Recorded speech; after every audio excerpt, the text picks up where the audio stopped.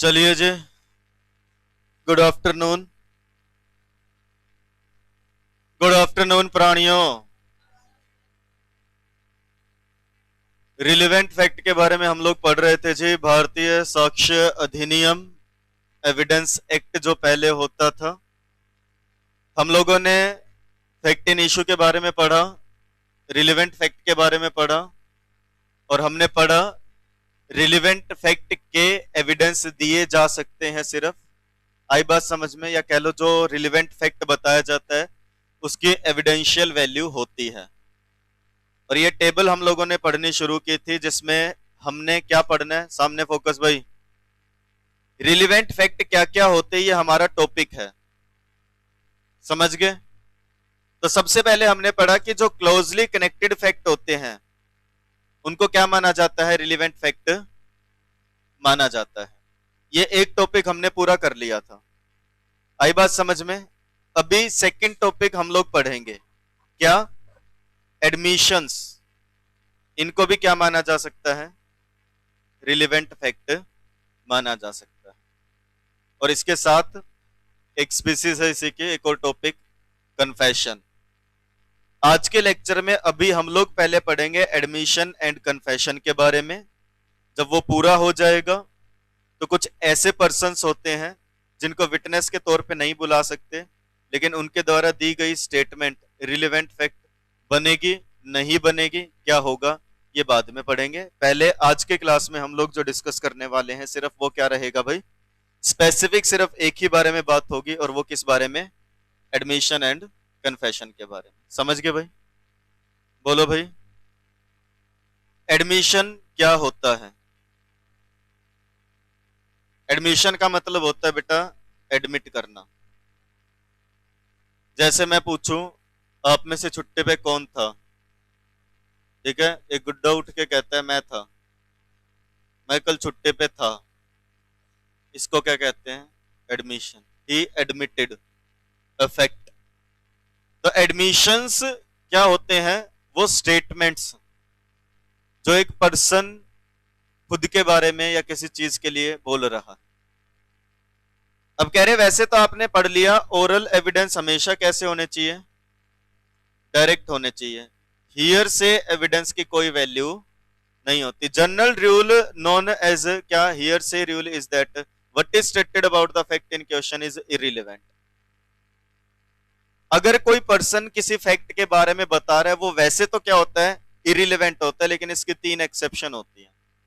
भाई एक पर्सन किसी भी चीज के बारे में आके कुछ भी बताए उसकी कोई वैल्यू नहीं है, इन एक्सेप्शंस को छोड़ के। यानी कि अगर वो एडमिशन या कन्फेशन है तो इसकी वैल्यू है। अगर ये ऐसी स्टेटमेंट है कुछ मैटर्स के regarding under certain circumstances by person who are not witnesses, जो अब देखो विटनेस की तो वैल्यू होती है, विटनेस जो बोलते हैं वो तो ओरल एविडेंस हो ही गया, इसके अलावा तो कोई एविडेंस नहीं ले सकते, सबको पता है। लेकिन कह रहे ना, होता है इसके अलावा भी, क्या? Admission, confession.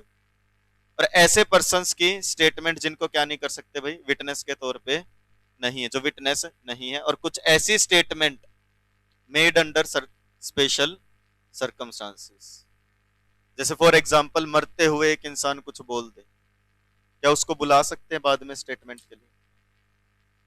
कैसे बुला लोगे? मुर्दा थोड़ी आएगा लौट के, मुर्दा बोलते हैं किससे? ठीक है जी बेटा, एक मरता हुआ इंसान कोई स्टेटमेंट दे जाता है, ठीक है जी, स्पेशल सर्कमस्टांसेस के तहत, या कोई ऐसा पर्सन जिसको अब नहीं बुला सकते किसी भी कारण से, तो कुछ कह रहे हैं ऐसे एक्सेप्शंस होती हैं। वैसे तो जनरल रूल क्या कहता है कि what is stated about the fact in question is irrelevant. Fact in question के बारे में कोई भी बोली गई बात क्या होती है, इररिलेवेंट होती है, लेकिन इसकी कुछ एक्सेप्शंस दी गई है। यानी कि इन एक्सेप्शंस में हम क्या कह सकते हैं, ये क्या होती है जी, रिलेवेंट होती है। आई बात समझ में? एक एक करके पढ़ेंगे। सबसे पहले एडमिशन एंड कन्फेशन। आप टॉपिक पे रहें। हमारा टॉपिक क्या चल रहा है, क्या चीज रिलेवेंट है, क्या चीज रिलेवेंट नहीं है। तो सबसे पहले रिलेवेंट क्या होते हैं? गलत, क्लोजली कनेक्टेड फैक्ट्स, ये है रिलेवेंट। या तो आप पढ़ते नहीं हो या बोलते नहीं हो, दोनों में से एक ही बात है।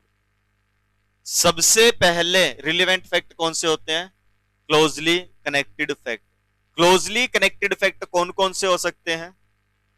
विच forms the part of same transaction, या विच अफेक्ट कॉजेज, या मोटिव, प्रिपरेशन, प्रीवियस या सब्सिक्वेंट कंडक्ट, या ठीक है, facts necessary to introduce fact and issue और रिलेवेंट फैक्ट। और इसके अलावा भी काफी सारे पॉइंट आपने पढ़े हैं जो क्या कर सकते हैं, बिल्कुल ठीक है जी, रिबट कर सकते हैं, बदल सकते हैं, किस चीज के बारे में डाउट क्रिएट कर सकते हैं। ऐसे बहुत सी चीजें पढ़ी थी जो क्या है, रिलेवेंट है।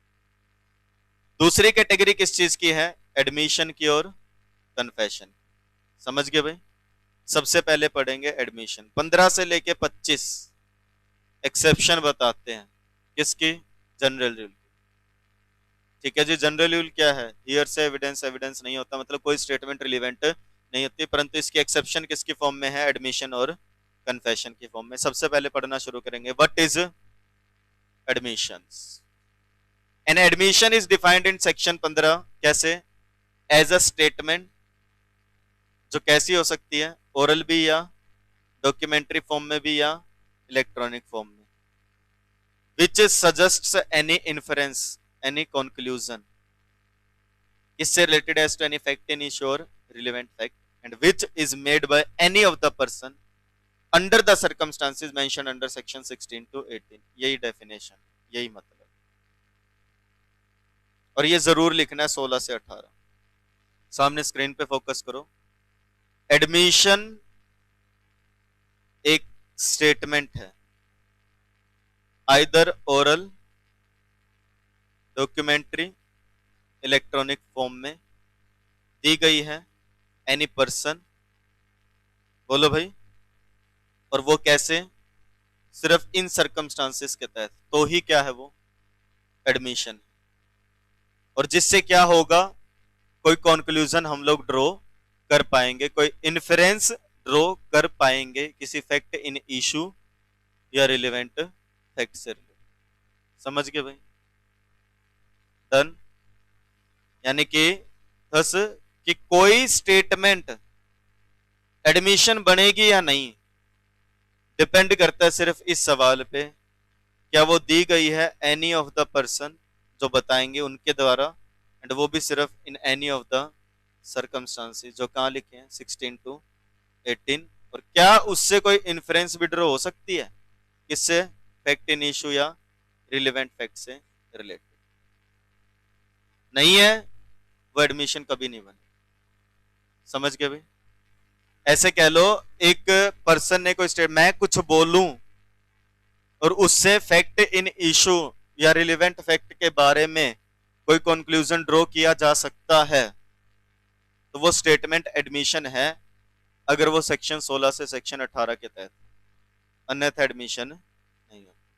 यानी कि admission may be verbal or content in document, जैसे maps, bills, receipts, letters, books, etc। Okay.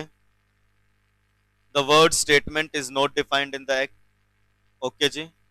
तो ऑर्डिनरी जो डिक्शनरी मीनिंग है, स्टेटमेंट का मतलब होता है something that is stated. Statement बोले तो जो चीज बताई गई है, स्टेट की गई है। प्रॉपर याद कर लेना। बोलो भाई। Admission is defined under section 15। एक दो बार याद कर लो, पर याद हो जाएगा। पेपर में क्वेश्चन आया एडमिशन कन्फेशन पे, मैं पहले बता रहा हूं। सेक्शन 15 ने क्या बताया? बोलो भाई। A statement, oral or documentary or whether in electronic form, किसके द्वारा? From which an inference can be drawn relating to fact in issue or relevant fact given by any person under the circumstances mentioned in under section 16 to 18। यानी कि admission can be oral और written form में भी हो सकता है। Okay जी। And if any statement which is not given by any person under the circumstances under mentioned under 16 to 18 और any conclusion cannot be, any inference cannot be drawn relating to fact in issue or relevant fact, then such a statement shall not be treated as a admission. Okay, समझ गए भाई? Sir 16 से 18 क्या कहता है? तो ये कहता है admission may be made by a party, खुद से, by the agent or predecessor in interest of a party, or by a person having joint property proprietary of pecuniary interest in the subject matter, ये तो बोला 16 ने, और by a reference ये बोला है 18 ने। यानी कि 16 बताता है किन किन पर्संस के द्वारा एडमिशन किया जा सकता है या स्टेटमेंट दी जा सकती है, और 18 बता रहा है कि रेफरेंस के तौर पे भी हो सकती है। कैसे, ये सारे एग्जांपल लास्ट में आएंगे पूरा पढ़ने के बाद, समझ गए भाई? एंड एन एडमिशन, ये सबसे अच्छी लाइन है जो लिखनी है पेपर में।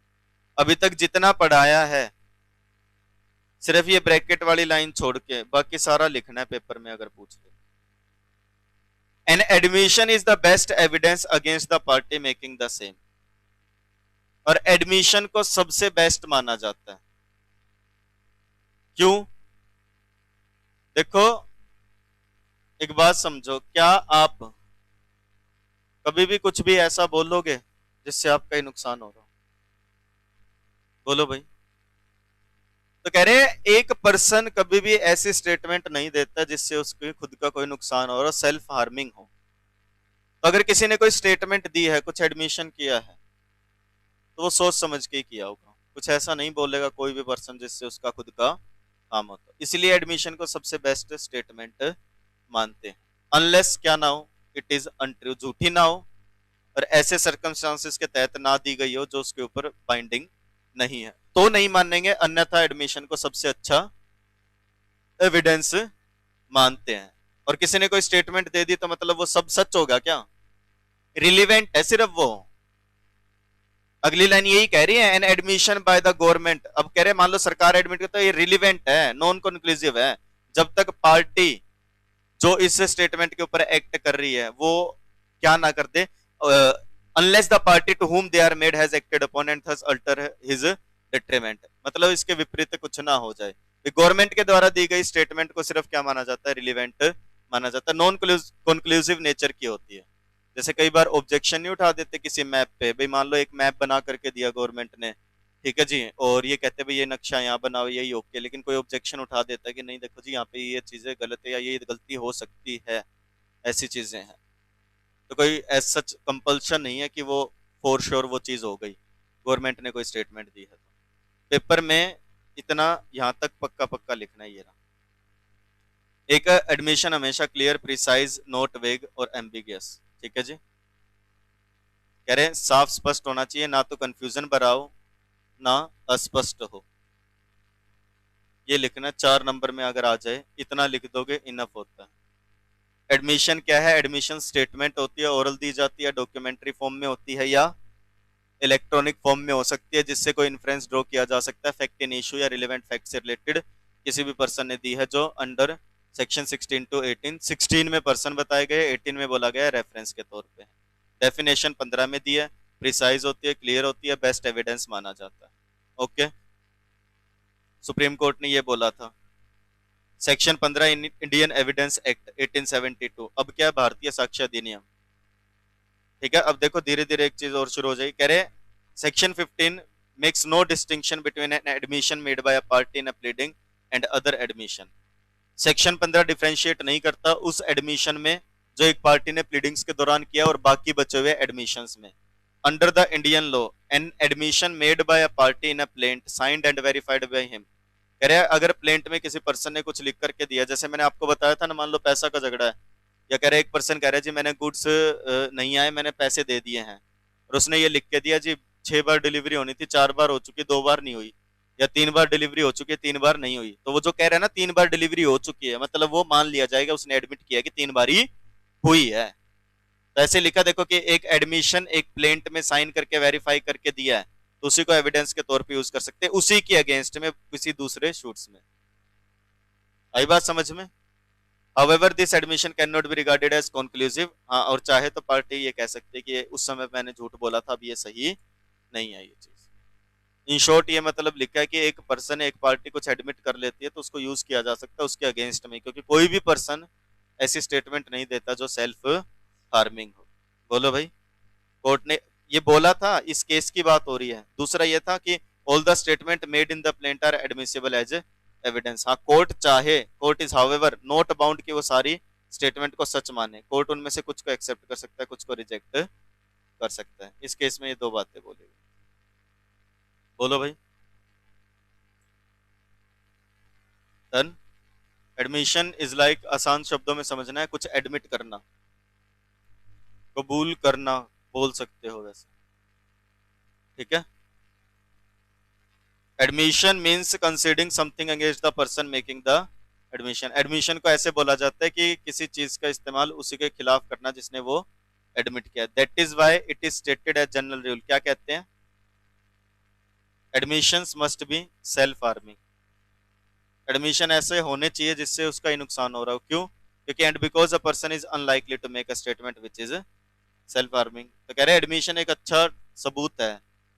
क्यों? क्योंकि कोई एडमिशन ऐसा है जो उसके अगेंस्ट ही जा रहा है, तो इट मीन्स वो चीज जेन्युइन है, क्योंकि किसी ने भी ऐसी स्टेटमेंट अपने आप से नहीं दी होगी जो उसको क्या करती हो, हार्म करती हो। हाँ, जब तक true evidence of such admission as received in the court. हाँ, कोई पर्सन कह रहा है जी मैंने ऐसा किया है, जबकि उसने किया नहीं था।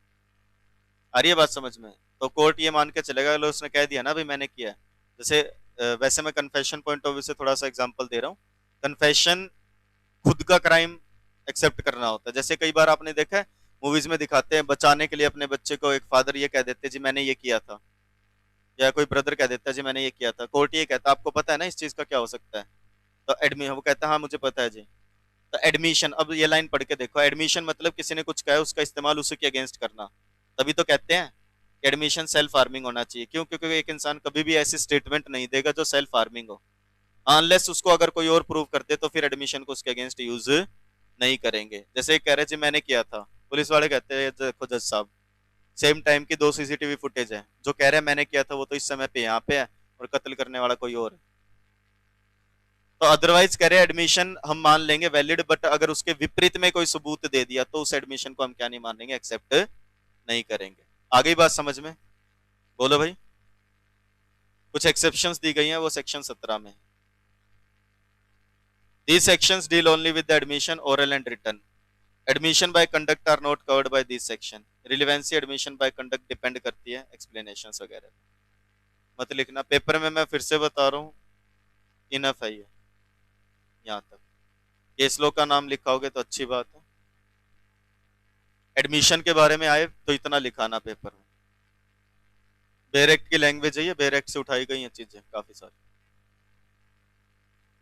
Oral admissions as to contents of electronic record are not relevant. मतलब एक सीसीटीवी फुटेज है, एक इंसान कह रहा है हाँ जी मैं देख के आया हूँ फुटेज में, ये जो कटघरे में खड़ा ना विटनेस बॉक्स में, यही दिख रहा था उस फुटेज में मेरे को, इसी ने किया है। कह रहे ये कोई रिलेवेंट नहीं है भाई। हाँ, अनलेस सीसीटीवी फुटेज साथ में चल रही है, जेन्युइननेस है तो ठीक है, अदरवाइज किसी इलेक्ट्रॉनिक रिकॉर्ड की ओरल एडमिशन वैलिड नहीं होता। मैंने देखा था जी उस डॉक्यूमेंट पे ऐसे ऐसे लिखा हुआ था, अनटिल एंड अनलेस वो डॉक्यूमेंट कंप्यूटर फॉर्म में था जी, मैंने पढ़ा था। कह रहे ऐसा नहीं, जब तक उसको क्या नहीं कर देंगे, बोलो भाई, प्रॉपर रिप्रेजेंट नहीं कर देते कंक्लूसिव एविडेंस, तब तक उसके ऊपर ट्रस्ट नहीं करते। ये था एडमिशन।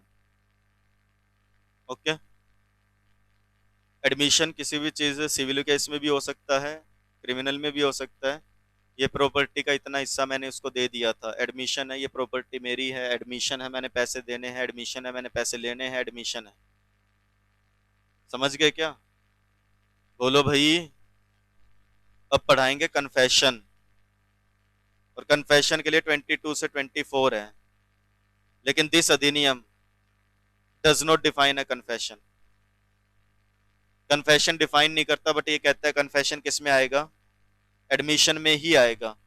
यानी कह रहे मैं बोलूँ ये डब्बा किसका है, एडमिशन का, और इस डब्बे में से एक छोटा डब्बा क्या है, कन्फेशन, बाकी और एडमिशन भरे अलग अलग तरीके।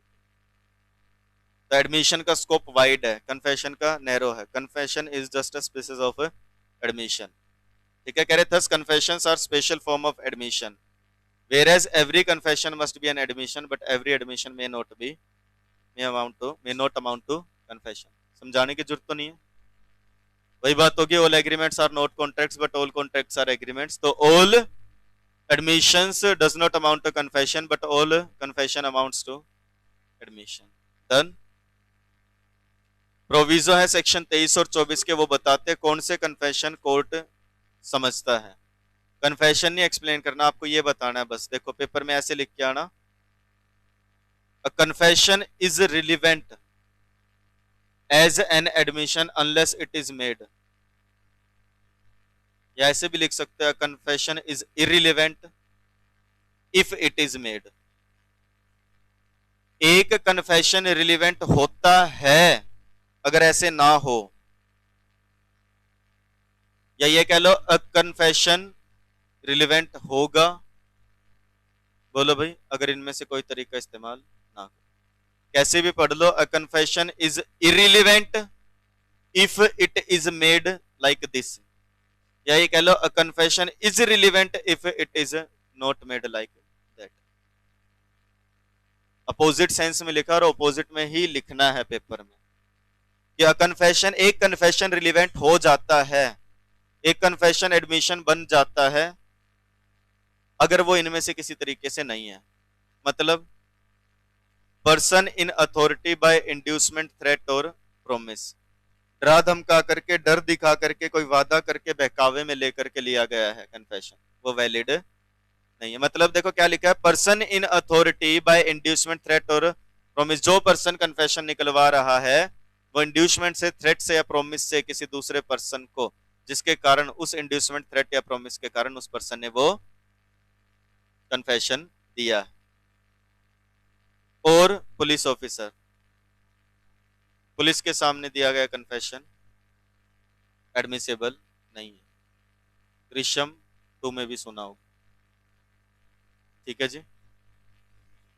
इन custody of police officer without the presence of magistrate, यानी कि किसी भी पर्सन को ऐसे समय पे जब एक्यूज्ड पुलिस ऑफिसर के कस्टडी में और कोई मजिस्ट्रेट प्रेजेंट नहीं है तो वो कन्फेशन वैलिड नहीं होता। जैसे किसी मूवीज में अगर आपने देखा हो, रेप केस के मामलों में जब विक्टिम जो है हॉस्पिटल होता है तो मजिस्ट्रेट साथ में जाते हैं पुलिस ऑफिसर के नोट करने के लिए उनके स्टेटमेंट को, कन्फेशन को या चीज़ों को। आ रही है क्या बात समझ? बोलो भाई। मैंने बताया भी प्रेजेंस होनी जरूरी है। ऑल्दो कन्फेशन खुद के ऑफेंस के बारे में दिया जाता है, हाँ मैंने ये ऑफेंस किया है या ऑफेंस नहीं किया। समझ गए भाई? डन? श्योर? क्या क्या बदलाव किए हैं बीएसए ने, समझो अब।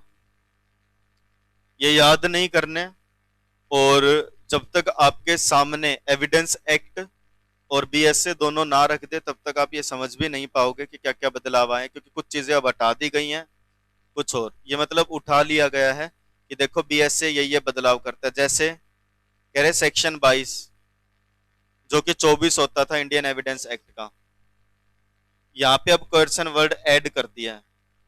सेक्शन 28 इंडियन एविडेंस एक्ट के और 29 उनको खत्म करके सेक्शन 22 के प्रोविजन बना दिए हैं, और उनकी जो एडिंग होती थी वो ड्रॉप कर दी है। काम का नहीं है, मैं पहले बता रहा हूँ, ठीक है। एक दो बता देता हूँ, बाकी पढ़ लेना। सेक्शन 23 सब सेक्शन 2 जो कि 26 होता था इंडियन एविडेंस एक्ट का, उसकी एडिंग हटा करके सेक्शन की इसका सब सेक्शन बना दिया। ये वर्ड हटा के ये वर्ड ऐड कर दिया, सच पर्सन की जगह हिम लिख दिया। पढ़ा नहीं है तुमने अभी इसमें से? समझ गए क्या? ये बता रखा है। तीसरा बता देता हूँ, सेक्शन 24 अब पहले 30 होता था, एक नई एक्सप्लेनेशन ऐड कर दी ये लिख करके, a trial of more person than one held in absence of accused who has absconded or who fails to comply with the proclamation issued under 84 of भारतीय नागरिक सुरक्षा संहिता shall be deemed to be a joint trial for the purpose of this section। कह रहे अगर एक trial चल रहा है, एक से ज्यादा लोगों का, एक्यूज्ड भाग गया था, कोई और साथ में था, तो ये मान के चलेंगे कि उसका जॉइंट ट्रायल चल रहा है इस केस में। अपा जो पढ़ रहे उसका ऑल्दो कोई लेना देना है नहीं है, बीच में ऐड कर दिए।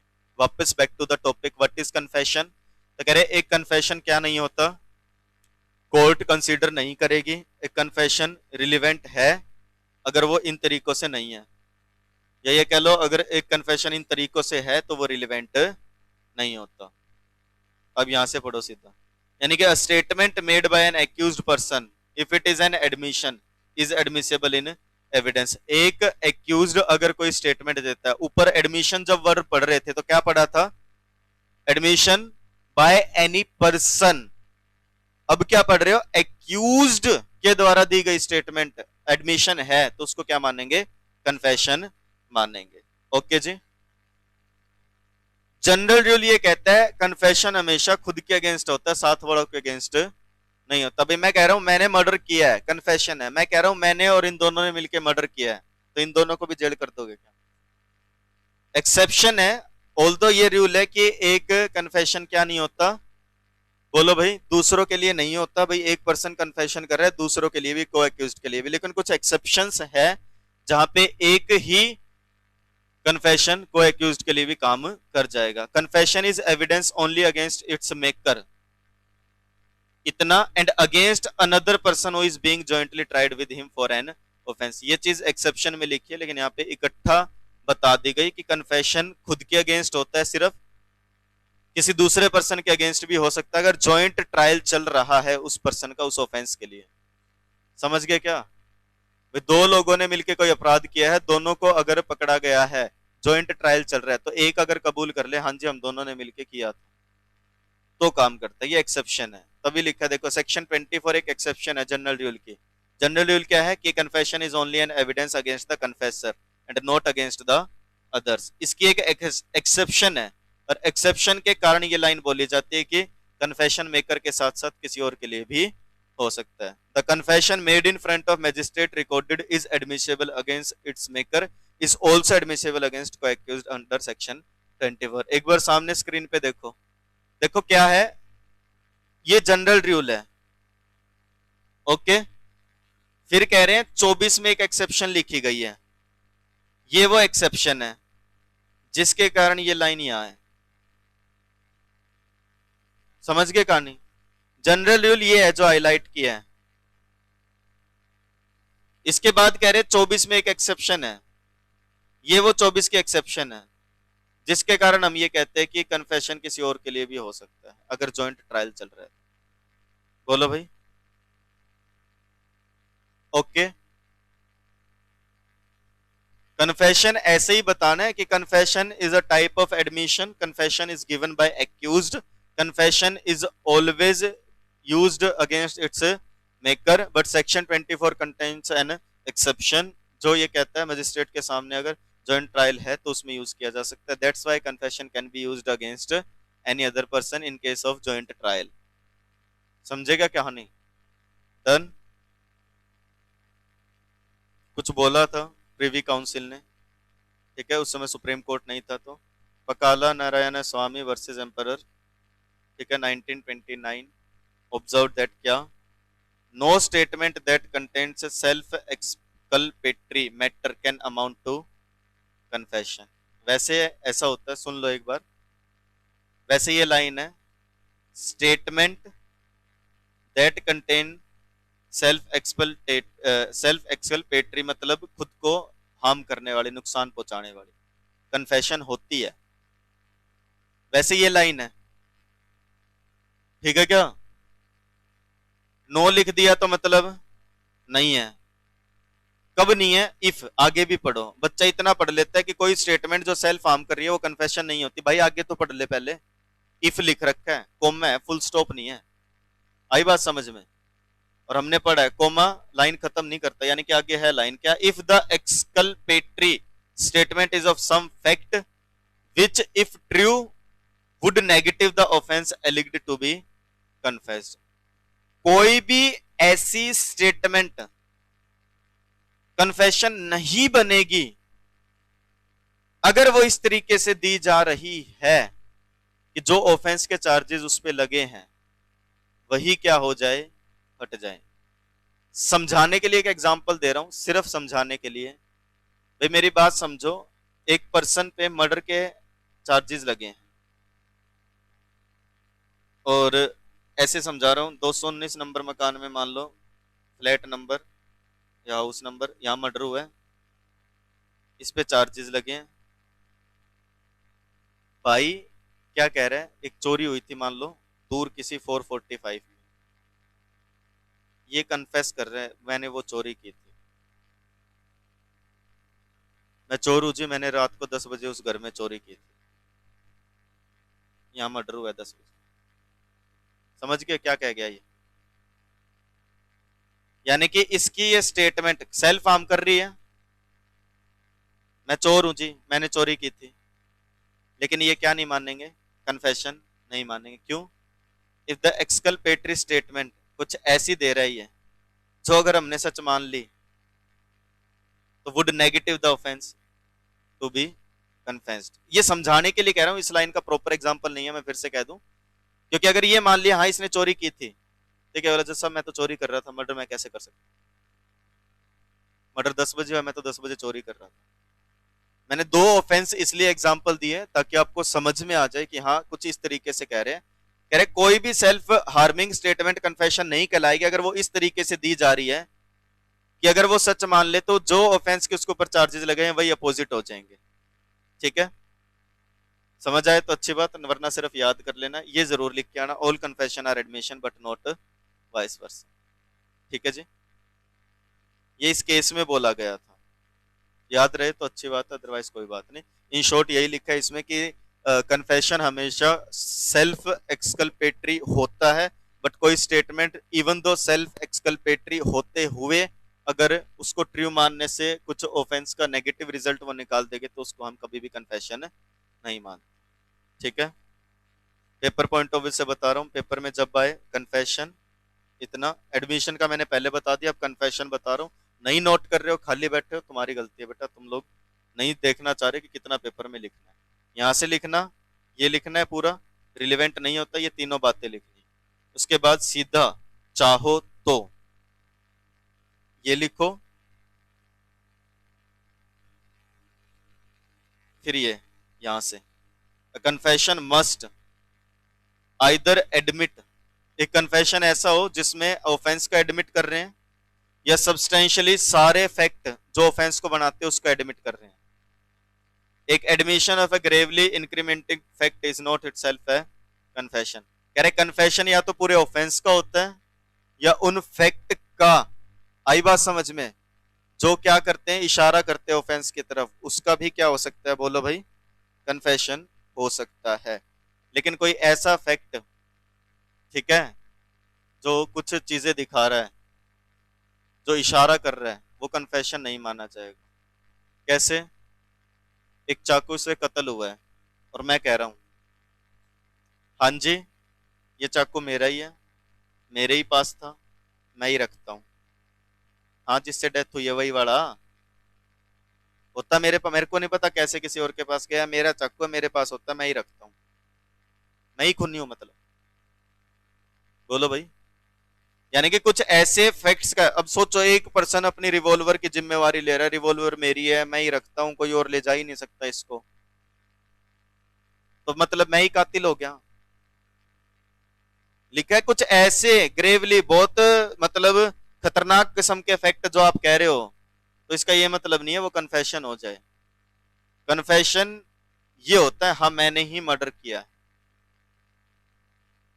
या मैं कह रहा हूं मैंने मर्डर नहीं किया, मैंने ही गोली चलाई थी। ऑब्वियसली भाई मैंने गोली चलाई तो मैंने ही किया। बोलते नहीं है गोली जरूर चलाई थी जी मैंने,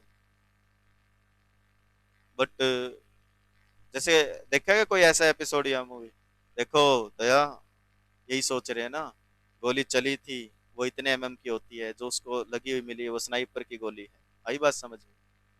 ठीक है, उसने गोली चलाई जरूर, लेकिन उससे ये मरा नहीं, मरा हाँ दूसरी गोली से। आई बात समझ में? बस वही वही। A confession cannot be considered as meaning a statement by the accused suggesting the inference that he committed the crime. Confession का मतलब ये भी नहीं होता कि सामने वाला ऐसी स्टेटमेंट दे रहा है जिससे बस ये कंक्लूजन पक्का पक्का ही निकल गया उसी ने क्राइम किया है। ठीक है, ये टेबल पड़ी थी, इसका क्या मतलब था?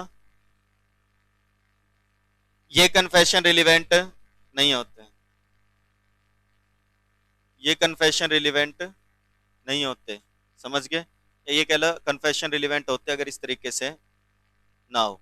एक बात समझो,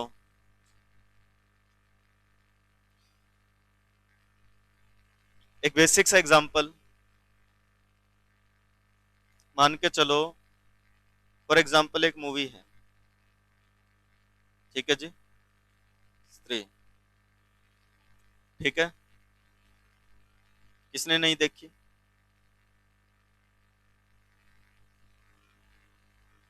तूने नहीं देखी? हाँ, कल तो शादी में गया था इसलिए नहीं देखी। हर्ष नाम है ना आपका? हर्ष ने स्त्री मूवी नहीं देखी है भाई, ठीक है, ठीक है भाई। हर्ष, मूवी अच्छी है या बुरी है बेटा? क्यों नहीं पता? देखी नहीं? हाँ बेटा, अच्छी है या बुरी है? तूने भी नहीं देखी? अच्छी है बुरी? सही है, कैसे बता दिया? देखिए, आ रही है बात समझ में? भी देखो, जो मूवी किसी ने देखी है वही बता सकता है ना अच्छी है या बुरी है, उसके पॉइंट ऑफ व्यू से। अब हर्ष भाई कहता है मैंने मूवी देखी नहीं, बुरी है, पर आई बात, लॉजिकल बात है। अब मैं आपसे बोलूं ये कन्फेशन इरिलीवेंट है, तो इससे पहले किसी भी कन्फेशन को इरिलीवेंट बोलने के लिए सबसे पहले उसका होना क्या जरूरी है? कन्फेशन होना जरूरी है। आप किसी मूवी के बारे में रिव्यू करो, उससे पहले वो मूवी देखी होनी जरूरी है। और मैं कह रहा हूं कन्फेशन इरिलीवेंट है, तो उसके लिए सबसे पहली बात वो कन्फेशन होना तो चाहिए। जो कन्फेशन है ही नहीं, बोलो भाई, वो रिलीवेंट कैसे हो सकता है? ये तो वही बात होगी, मैं कह रहा हूं गुड़िया कल सीए की क्लास में छुट्टी पे क्यों थी? सर पहले सीए स्टूडेंट भी तो होनी चाहिए तभी छुट्टी पे होंगी, मैं सीए स्टूडेंट हुई नहीं तो छुट्टी पे कैसे हो सकती हूँ सीए की क्लास में? मैं सीएस की क्लास में हूं, उस पे मैं छुट्टी पे हूं, तो आप बोल सकते हो क्यों थे बेटा कल छुट्टी पे सीएस की क्लास में? आई थी मैं, सर मैं थी नहीं, तो आप कैसे बोल सकते हो? तो वही बात है, मैं कह रहा हूं ये कन्फेशन इरिलीवेंट है, उसके लिए उसका कन्फेशन होना बहुत जरूरी है सबसे पहले। यानी कि according to section 22 subsection 1, confession जो किए गए इंड्यूसमेंट, थ्रेट या कोर्सन या प्रोमिस से वो क्या हो जाते हैं? इरिलीवेंट। और सेक्शन 22 को लगाने के लिए, यानी कि किसी भी कन्फेशन को इरिलीवेंट बताने के लिए सबसे पहले ये चीजें होनी चाहिए। और सबसे पहली चीज क्या है? उसको कन्फेशन होना पड़ेगा। यानी कि किसी भी कन्फेशन को इरिलीवेंट बताने के लिए सबसे पहली बात वो स्टेटमेंट क्या हो? कन्फेशन हो। ये नहीं पढ़ रहे कि रिलेवेंट कब होता है, उल्टा पढ़ रहे हो इरिलीवेंट कब कब होता है। सबसे पहला बोल लिया करो। दूसरा, कन्फेशन एक्यूज्ड पर्सन ने दिया हो, कत्ल के आरोप उस पे लगे हैं, मैं कह रहा हूं हाँ मैंने ही किया है, जैनब ने ही किया है कत्ल है, आरोप जैनब पे लगे, तो आरोप अगर जैनब पे, तो जैनब ही क्या करेगा? कन्फेशन देगा। दूसरी चीज एक्यूज्ड। तीसरा, that it has been made to a person in authority, जो अथॉरिटी में है ही नहीं उसके सामने कन्फेशन देने से कुछ नहीं होता। और फिर ये चीज जरूरी है कि उस पर्सन ने कन्फेशन कैसे लिया है। गूंगे हो क्या? बोलो फिर, कैसे लिया है उसने? इंड्यूसमेंट से, या कन्फेशन थ्रेट से, या कर्सन से, ये वर्ड ऐड हुआ अभी, या फिर प्रोमिस से। किसने? पर्सन इन अथॉरिटी ने। और सिर्फ एक बात बताओ, मैं कह रहा हूं इसको डराया, धमकाया, बहकावे में लिया, जरूरी है कन्फेशन दे दे? कोई जरूरी तो नहीं है ना। तो सिर्फ डराने धमकाने से कुछ नहीं होगा भाई, उस डर से, उस इंड्यूसमेंट से, उस प्रोमिस से कन्फेशन दे भी। यानी कि सच इंड्यूसमेंट, थ्रेट, कोर्सन और promise must have reference to the charge against the accused person, मतलब उसका लेना देना हो उन चार्जेस से जिसके बारे में वो कन्फेशन कर रहा है।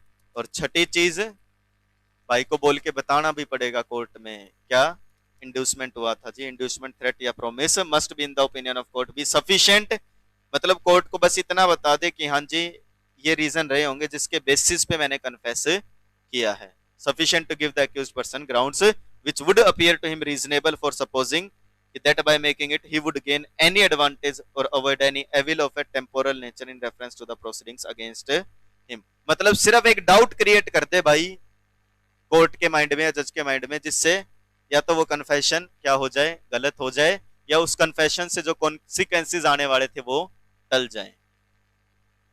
एक कन्फेशन इरिलेवेंट कब बनेगा? पहली बात वो कन्फेशन हो, एक्यूज ने दिया हो, पर्सन इन अथॉरिटी को, पर्सन इन अथॉरिटी ने इंड्यूसमेंट थ्रेट प्रॉमिस किया है, उसके कारण कन्फेशन दिया है, और लास्ट कोर्ट के माइंड में डाउट क्रिएट कर दो। सफिशिएंट मतलब डाउट क्रिएट करना है, बस प्रूव करने की जरूरत नहीं है, बस ये डाउट क्रिएट कर दे। कन्फेशन दिया गया, कोर्ट में ले जाया गया भाई को, कोर्ट के सामने था भाई, ठीक है, जज को कन्फेशन सुनाया गया, ये रोने को हो गया, जज ने बोला क्या हुआ, बहुत पिटा जी, तब ये रिकॉर्ड किए, बस भाई का काम खत्म है। समझ गए? That it would appear to him reasonable, बस कि क्या इतनी बात बोलते, इतना कुछ कर दे, यहाँ बस उससे क्या हो जाए, उस एडवांटेज जो सामने वाली पार्टी उठाने वाली थी या जो इसके ऊपर एविल आने वाला था वो टल जाए। समझ गए भाई? ओके, तभी कन्फेशन क्या होगा, इरिलेवेंट होगा, यानी कि एक कन्फेशन को इरिलेवेंट बनाने के लिए वो किसके तहत हो, बोलो भाई, इंड्यूसमेंट, थ्रेट या प्रॉमिस के, अन्यथा कन्फेशन क्या हो जाएगा, रिलेवेंट हो जाएगा। इसमें से थ्रेट ये वगैरह उड़ा दो, रिलेवेंट हो जाएगा। सबसे जरूरी थ्रेट, इंड्यूसमेंट, प्रॉमिस है, क्योंकि जो रिलेवेंट कन्फेशन है, बाकी चीजें तो उसमें भी होनी चाहिए, कन्फेशन होना चाहिए नहीं होना चाहिए, एक्यूज्ड के द्वारा होना चाहिए नहीं होना चाहिए, इन अथॉरिटी में होना चाहिए नहीं होना चाहिए, जरूरी बस ये वर्ड है। इंड्यूसमेंट, थ्रेट, प्रॉमिस आते ही वो इरिलेवेंट हो जाएगा, अन्यथा वो रिलेवेंट रहेगा। हाँ, इंड्यूसमेंट है, थ्रेट है, बट भाई को कोई फर्क नहीं पड़ा, भाई अपनी जगह से नहीं हिला, ना किसी डर से, ना किसी इंड्यूसमेंट से, ना किसी प्रॉमिस से, ये अपनी जगह टिका रहा। आ रही है बात समझ में? फिर वो रिलेवेंट हो जाएगा। To exclude the confession, it is not always necessary to prove that it was the result of inducement, threat, coercion or promise. अगर ये चाहता है कि वो कन्फेशन एक्सक्लूड हो जाए, इरिलेवेंट हो जाए, उसके लिए इसको कोई जरूरी नहीं है प्रूव करे कि ये थ्रेट, कोर्सन या प्रोमिस से था। इट इज सफिशिएंट कि बस एक ये डाउट भी क्रिएट कर देना कोर्ट के माइंड में, या कोर्ट को लग जाए, वॉलेंट्री नहीं है, इनफ है। It is however for the accused, हाँ बस एक्यूज्ड को इतना तो करना पड़ेगा, डाउट क्रिएट करे, सामने वाला तो नहीं प्रूव करेगा जी वॉलेंट्री था नहीं था, इसको डाउट क्रिएट करना पड़ेगा। और अगर एक कन्फेशन वॉलेंट्री और ट्रूथफुली है तो बस फिर वो गिल्ट का प्रूफ हो जाता है, उस कन्फेशन के बेसिस पे एक्यूज्ड कन्विक्ट हो जाता है। डन? बोलो भाई, समझे? इतना पढ़ेंगे भी आगे, ये मत सोचना। एडमिशन पढ़ा, कन्फेशन पढ़ा। एडमिशन एक स्टेटमेंट, ओरल डॉक्यूमेंट्री या इलेक्ट्रॉनिक फॉर्म में जो पर्संस के द्वारा दी जाती है सेक्शन 16 से 18 के तहत। कोई भी पर्सन ऐसी स्टेटमेंट नहीं देता है जो सेल्फ हार्मिंग हो, इसीलिए इसको बेस्ट एविडेंस माना जाता है। एडमिशन मेकर के अगेंस्ट में यूज की जाती है। आ गई बात समझ में? कन्फेशन एक एडमिशन की ही स्पेसिस है, कन्फेशन सेल्फ हार्मिंग होते हैं, कन्फेशन सिर्फ मेकर के अगेंस्ट यूज होता है, बट इसके एक्सेप्शन सेक्शन 24 में दी गई है, जो क्या कहता है, अगर को एक्यूज्ड जॉइंट ट्रायल चल रहा है तो उनके अगेंस्ट में भी यूज की जा सकती है, अगर मजिस्ट्रेट के सामने दी है। कन्फेशन इररिलेवेंट हो जाता है अगर वो एक पुलिस ऑफिसर या पर्सन इन अथॉरिटी या इंड्यूसमेंट थ्रेट वगैरह से लिया जाता है। तो समझे क्या, ये टेबल है कि किन के आगे दिए गए कन्फेशन क्या नहीं होते, रिलेवेंट नहीं होते। और ये आपको वैसे तरीका बता रहे कि कुछ कन्फेशन क्या हो जाते हैं, इररिलेवेंट हो जाते हैं। समझे? 5 मिनट में दोबारा से पढ़ लो जितना भी पढ़ा है। रिकॉर्डेड क्लास एक बार पॉज कर रहा हूं, 5 मिनट में बातें नहीं करनी, जितना पढ़ा है दोबारा पढ़ो, तभी आगे डिफरेंस समझ में आएगा। चलो, कन्फेशन, एडमिशन आपने रिवाइज किया, अब दोनों का कंपैरिजन बताया जा रहा है। देखो क्या लिखा है, कह रहे वैसे तो कन्फेशन भी सेम उसी चीज के लिए लिया जाता है जैसे एडमिशन होता है, और एक एडमिशन के जैसे ही इसको भी कंप्लीट देखा जाता है।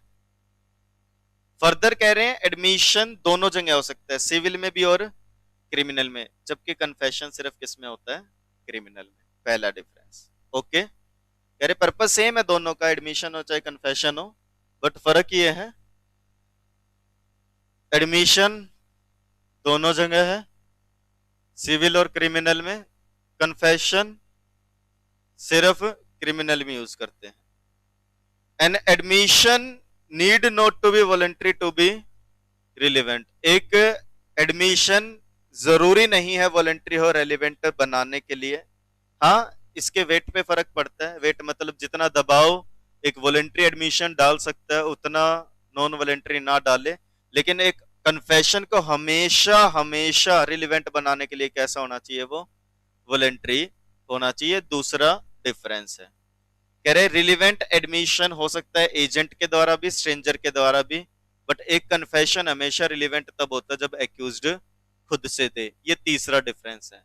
सेक्शन 16 पढ़ा था ना, एडमिशन यही पर्सन दे सकते हैं बाय एन एजेंट। और ये तीन डिफरेंस समझ में आ गए।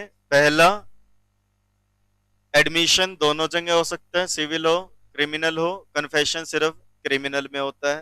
दूसरा डिफरेंस क्या है भाई, एडमिशन वॉलंटरी ना हो तो भी चल जाता है कुछ केसेस में, परंतु कन्फेशन हमेशा वॉलंटरी होना चाहिए रिलेवेंट बनाने के लिए। आ गई बात समझ में? एडमिशन कोई एजेंट या कोई और पर्सन भी दे सकता है, लेकिन कन्फेशन हमेशा एक्यूज्ड देगा। A confession of co-accused is not strictly relevant, but उसको कंसिडरेशन में लिया जा सकता है 24 की एक्सेप्शन के तहत। डन? ओके, तीन डिफरेंस अच्छे से याद कर लेना टेबल फॉर्म में। ओके, कन्फेशन दो तरीके के होते हैं, एक जुडिशियल, दूसरा एक्स्ट्रा जुडिशियल। कह रहे जुडिशियल कन्फेशन वो होते हैं भाई जो कोर्ट के सामने दिए जाते हैं या मजिस्ट्रेट के सामने रिकॉर्ड किए जाते हैं अंडर सेक्शन 183 ऑफ BNSS 2023। वो भी कब? After following the prescribed procedure. जैसे दृश्यम 2 अगर आपने देखी है, कन्फेशन या कहीं और देखा तो उससे पहले वार्निंग दी जाती है ना, हम आपको बता देते हैं ये कन्फेशन जो आप करने जा रहे हैं इसको आपके अगेंस्ट में यूज किया जाएगा। समझ गए? तो कह रहे कन्फेशन, जुडिशियल कन्फेशन वो होता है जो कोर्ट के सामने दिया जाता है या एक मजिस्ट्रेट के सामने रिकॉर्ड किया जाता है। मजिस्ट्रेट के सामने जिसे रिकॉर्ड करेंगे एक प्रॉपर प्रोसीजर फॉलो करने के बाद। जैसे वार्निंग देना एक्यूज्ड को, क्या कि कोई जरूरी नहीं है तुम कन्फेशन दो। दूसरा ये बताना अगर आप कन्फेशन देते हो तो आपके अगेंस्ट यूज करेंगे। और एक्स्ट्रा जुडिशियल कन्फेशन कौन से होते हैं? कह रहे एक्स्ट्रा जुडिशियल कन्फेशन वो होते हैं जो या तो पुलिस को या किसी और पर्सन को दिए जाते हैं, किसके अलावा? जज या मजिस्ट्रेट के अलावा। समझ गए भाई? दोनों बता दिए एक ही पैराग्राफ में, जुडिशियल भी और एक्स्ट्रा जुडिशियल। ओके, अब एक्स्ट्रा जुडिशियल पे कभी भी रिलाय नहीं करा जाता। कह रहे एक्स्ट्रा जुडिशियल कन्फेशन, हाँ अगर वॉलेंट्री है फिर उस पर विश्वास कर भी सकते हैं बाकी एविडेंसेस के साथ। एक अभी बताता हूं, खैर पहले आगे पढ़ो। कह रहे एक्स्ट्रा जुडिशियल कन्फेशन कभी भी मान्य नहीं होते, सिर्फ जुडिशियल वाले मान्य होते हैं। हाँ, परंतु रिलाय कर सकते हैं बाकी एविडेंसेस के साथ मिला करके। And it will have to be prove, और ये जरूर प्रूव करना पड़ेगा बाकी फैक्ट की तरह। फिर भाई एक्स्ट्रा जुडिशियल कन्फेशन, एक पर्सन कह रहा है जी मैंने एक कह रहे जी मैं इसका दोस्त हूं, मेरे सामने कन्फेस किया, मैं इसका रिलेटिव हूं, मेरे सामने कन्फेस किया, मैं इसका टीचर हूं, मेरे सामने कन्फेस किया। आ रही है क्या बात समझ में? तो कह रहे वो रिलेवेंट तो है पर उनको प्रॉपर प्रूव करना पड़ेगा पहले, सब कुछ सही है।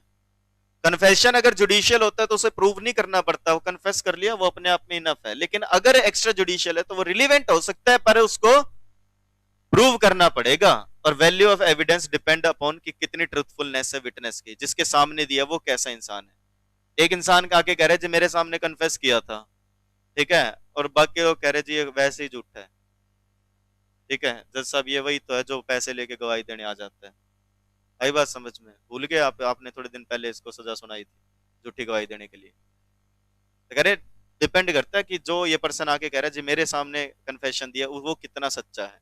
जैसे राम खिलाड़ी वर्सेस स्टेट ऑफ राजस्थान में बोला गया था, all India report 1999, supreme court 1002। क्या supreme court held that where an extra judicial confession was made before a witness.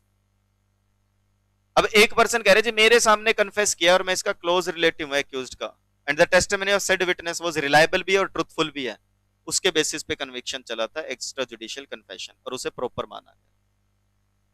जैसे एक सोनी लिव पे वेब सीरीज आई थी कुछ समय पहले, काफी टाइम हो गया, टब्बर करके, टाबर जिसे बोलते हैं बालक बच्चे, टाबर नहीं बोल देते भाई, इनके टाबर खराब है, इनके टाबर तो अच्छे हैं, टब्बर बोलते हैं वैसे, पंजाबी वर्ड है। ठीक है जी। है फैमिली कहते, फैमिली तो हिंदी, अच्छा टब्बर का मतलब परिवार होता है। मैं कह रहा हूँ वर्ड पंजाबी है टब्बर, परिवार। उस वेब सीरीज का उद्देश्य यही है, फैमिली बेस्ड ही है वो, और क्राइम थ्रिलर है, मतलब मर्डर पे बेस्ड है। ठीक है, कोई लूटपाट करने के इरादे से आता है, उसको मर जाता है वो, उसके पीछे फिर एक और करके दो तीन, मतलब उसमें जो पर्सन है, जो मेन कैरेक्टर, वो अपनी फैमिली को प्रोटेक्ट करता है। ठीक है जी ना। नहीं नहीं, ऋषम तो इस चीज पे बेस्ड है कि बचा रहा है वो बाद में कोर्ट केस से और इन चीजों से। उसमें वो मतलब इंफॉर्मेशन तक पहुंचने के लिए मर्डर पे मर्डर, मर्डर पे मर्डर, दो तीन मर्डर हो जाते हैं उसमें। उसका जो बच्चा होता है उसको पता है, वो अपने एक दोस्त के आगे कन्फेस कर देता है, और वो उसका दोस्त रिकॉर्ड कर लेता है उसको कन्फेशन को। तो वो चीज मतलब वहां पे यूज होती है, एक्स्ट्रा जुडिशियल कन्फेशन। अब बोल दो वो टॉक्सिकेटेड होते हैं, टॉक्सिकेशन की हालात में होते हैं, तो रिलेवेंट नहीं बनेगा। हाँ जी, क्या हो गया? ओके ओके जाओ। ठीक है, तो बता रहा हूँ कि एक्स्ट्रा जुडिशियल कन्फेशन उस वेब सीरीज में आप देख सकते हैं, वहां पे ये चीज होती है। Extra judicial confession although relevant नहीं होता, परंतु उसको रिलायबल या ट्रुथफुल विटनेस के सामने दिया गया तो कंसीडर किया जा सकता है। एक और केस में क्या बोला था, supreme court has further held that law does not required क्या that the evidence of an extra judicial confession should be corroborated in all cases. Supreme court ने यह भी बोला था, और जरूरी नहीं है कि हर बार हर केस में एक्स्ट्रा जुडिशियल कन्फेशन को देखा जाए।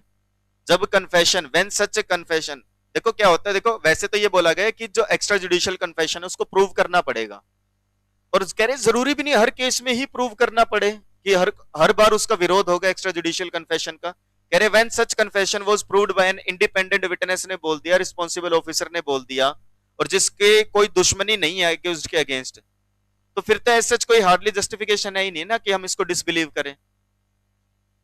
भाई मान लो एक रैंडम पर्सन के आगे किसी ने क्या कर दिया, कन्फेस कर दिया, वो आकर के अब कोर्ट में गवाही दे रहा है, विटनेस दे रहा है जी मेरे सामने कन्फेस किया है, और सामने वाले का कोई दुश्मनी नहीं, कुछ भी प्रूव नहीं हो रहा, तो कह रहे हम किस बेसिस पे मान ले कि इसने गलत टेस्टमनी दी होगी, इसके सामने कन्फेस नहीं किया। तो कह रहे हर बार उसको डिसबिलीव नहीं किया जाएगा। Also where the court find that कि कन्फेशन एक्यूज ने दिया अपने दोस्त को, वो थोड़ा अनएम्बिगियस है, कंफ्यूजन भरा है, अनमिस्टेकली कन्वे कर दिया कि एक्यूज्ड ही प्रिपेटर था क्राइम का, और टेस्टमनी है फ्रेंड की ट्रूथफुल, रिलायबल, ट्रस्टवर्दी मानी जा रही है, तो उसके बेसिस पे भी confession, that is extra judicial confession के बेसिस पे भी क्या हो सकता है, कन्विक्शन चल सकती है, और जरूरी नहीं है कि उसके अगेंस्ट में कुछ बोला जाए। मतलब एक दोस्त ने अपने दूसरे दोस्त के आगे बता दिया हमने ही किया था, तुमने सुना वो थोड़े दिन पहले मर्डर हुआ था, बोले हाँ अपन ने किया था।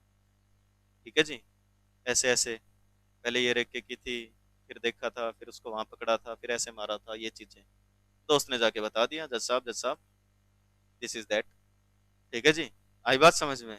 और कह रहे हैं वो ट्रस्टवर्दी है, रिलायबल है, ट्रुथफुल है, और सारा मेल खा रहा है चीजों से। जो सवाल अभी तक पुलिस के इन्वेस्टिगेशन में नहीं निकल करके आ रहे थे, उनके जवाब नहीं मिल रहे थे कि कैसे एंट्री की होगी, उसने बोला ऐसे ऐसे एंट्री की थी, और वो चीज मेल खा जाती है। तो कह रहे अगर वो उसके ऊपर अब कोई कोरोबरेशन, कोई विरोध, कोई आपत्ति करने की जरूरत नहीं है, कन्विक्शन किया जा सकता है। And much importance could not be given to minor discrepancies and technical error, और कोई छोटी मोटी खामियां हैं तो उनको इग्नोर कर दिया जाएगा, बेसिक बेसिक सी कोई छोटी मोटी गलतियां हैं तो। समझ गए भाई? डन। यहाँ पे आपका टॉपिक कंप्लीट होता है एडमिशन और कन्फेशन का। काफी सारी इलस्ट्रेशंस दी गई हैं। ठीक है जी, अगर आप देखेंगे 9 इलस्ट्रेशन है, एक एक करके देख लेते हैं, फिर इतना ही पढ़ेंगे आज के लेक्चर में, ज्यादा कुछ नहीं पढ़ेंगे, फिर आपको लंच ब्रेक मिलेगा। ठीक है जी, पहली इलस्ट्रेशन, अब ध्यान दे लेना क्या चीज एडमिशन है। जैसे मैं बोलूं कि बेटा आपकी फीस आ गई है पूरी, ठीक है जी, अब ये कह रहा है हाँ जी आ गई है, तो इसका मतलब ये एडमिट कर रहा है कि आ चुकी है। आपकी आ गई है बेटा फीस पूरी, आपकी भी आ गई, आपकी रहती है, आपकी रहती है, रहती है थोड़ी बहुत है भाई, एक ग्रुप की आगे एक ग्रुप की रहती है ना, भाई ने एडमिट कर लिया इसकी फीस रहती है, यही एडमिशन है। आ रही है बात समझ में? ऐसा ही एग्जांपल दिया, देखो ए का काम था रेंट कलेक्ट करता था फॉर बी, बी के लिए, बी से नहीं, बी के लिए। बी ने ए को ड्यूटी दे रखी है, ए क्या करता है, रेंट कलेक्ट करता है। अब बी ने ए पे केस कर दिया, भाई तूने रेंट कलेक्ट क्यों नहीं किए जो सी से लेने थे, भाई तेरा काम था सी के पास जाता रेंट लेता। ए ने पता क्या बोला, ए बोला denies that rent was due from C to B. C ने तो कोई रेंट देना ही नहीं तुम्हारा। आगे बात समझ में। अब एक स्टेटमेंट अगर सी ने दी थी ना भाई मैंने देना है रेंट, इसको एडमिशन मान लिया जाएगा और ये रिलेवेंट फैक्ट हो जाएगा ए के अगेंस्ट में। क्यों, ए कह रहा था नहीं देना, जब सी खुद कह रहा है भाई देना है मैंने तो। यानी कि इफ ए डिनाइज कि सी ने कोई रेंट नहीं देना बी को, और सी कह देता है नहीं भाई मैंने रेंट देना है, तो ये क्या है, एक एडमिशन है जो सी ने क्या किया है, एडमिट किया है। बोलो भाई। सवाल ये था, एक घोड़ा बेचा गया ए के द्वारा बी को, क्या वो साउंड माइंड का है? तो ए ने बी को बोला जाओ सी से पूछ लो, तो कह रहे सी जो भी बोलेगा, देखो क्या बोला, जाओ सी से पूछ लो, सी को सब पता है। तो कह रहे सी अब कुछ भी बोलेगा उसको क्या माना जाएगा, एडमिशन माना जाएगा। आ गई बात समझ में? बोलो भाई। डन।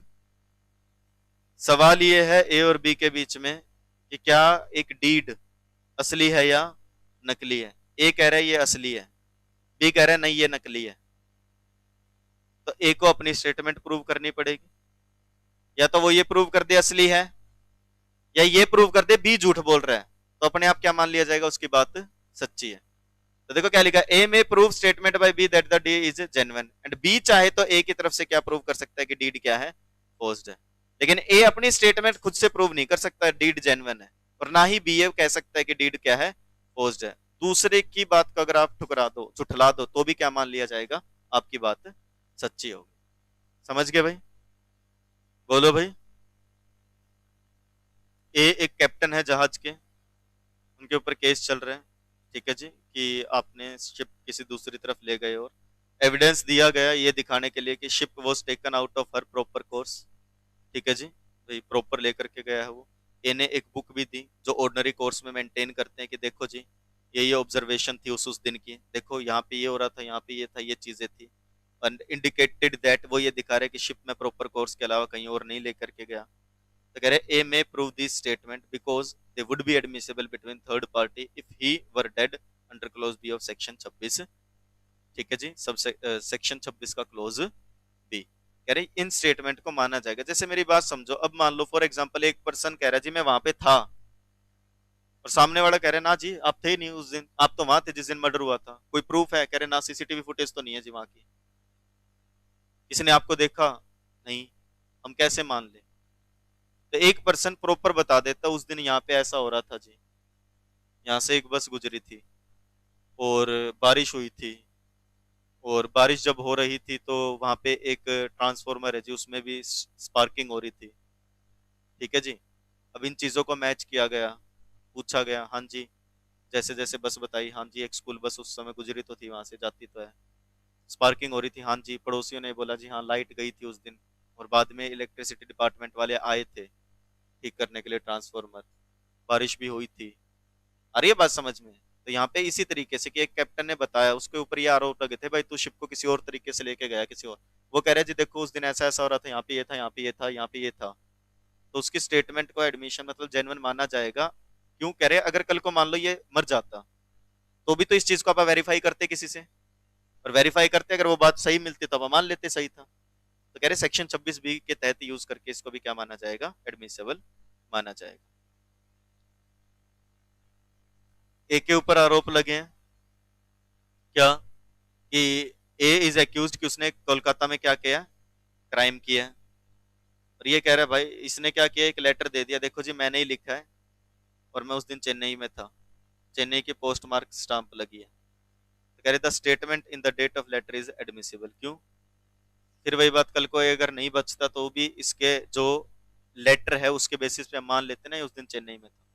कह रहे जी मेरी राइटिंग में मैंने लिखा हुआ है, मैं पोस्ट ऑफिस गया हूँ, ये देखो स्टाम्प लगवा रखी चेन्नई की, मैंने ही तो लगाई होगी भाई, सामने वाले ने स्टाम्प जब बेची होगी तो मेरी आइडेंटिटी चेक करके ही बेची होगी, तो प्रूफ है तो सही। तो ये बात एडमिसिबल है।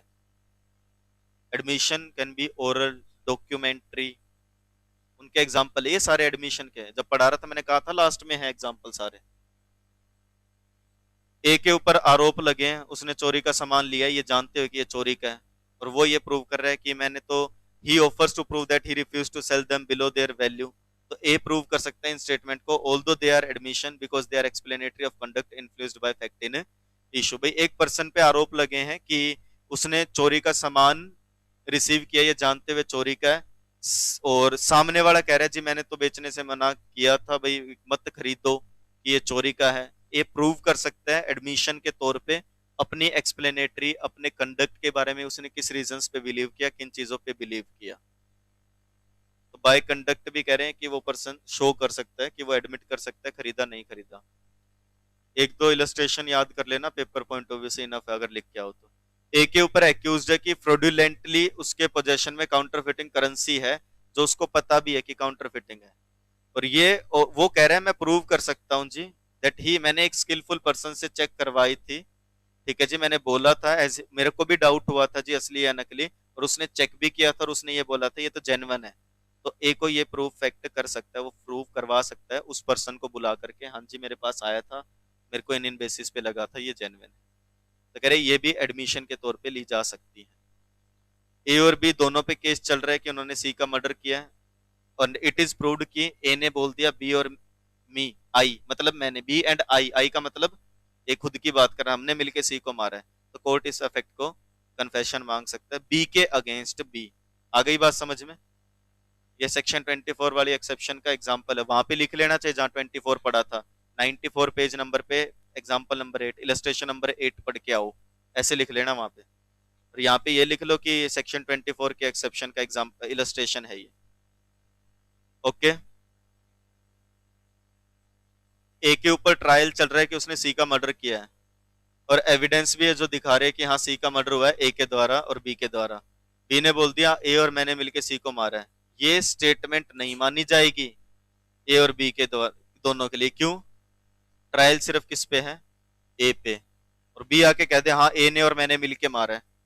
ए तो कह रहे हैं ना भाई मैंने नहीं मारा, समझ गए क्या? जॉइंट ट्रायल जब होता है, पढ़ा दिया था उसमें पहले, लिख लेना, दो एक्सेप्शन है, एक में दिखा रहे कि हाँ ये कन्फेशन वैलिड है, और दूसरे में क्या दिखा रहे कन्फेशन वैलिड नहीं है। समझ गए क्या? डन? श्योर? क्लियर? ये आपका टॉपिक था एडमिशन और कन्फेशन का, यानी कि ये दूसरी कैटेगरी है जो रिलीवेंट बनाता है। रिलीवेंट फैक्ट कैसे होते हैं, ये सेकंड कैटेगरी। पहले पढ़ा क्लोजली कनेक्टेड फैक्ट, दूसरा पढ़ा एडमिशन एंड कन्फेशन, तीसरा पढ़ेंगे स्टेटमेंट्स उन पर्संस के द्वारा जिनको विटनेस के तौर पे नहीं बुला सकते, ये भी क्या हो जाती हैं? रिलेवेंट हो जाती हैं। ये नेक्स्ट लेक्चर में पढ़ेंगे, वेदर आज होता है या कल होता है जैसे भी, ठीक है। अभी के लिए एक बार इतना डिस्कशन करेंगे, आप लोग अभी लंच कर सकते हैं। Thank you, that's it for the day, bye bye, tata and take care.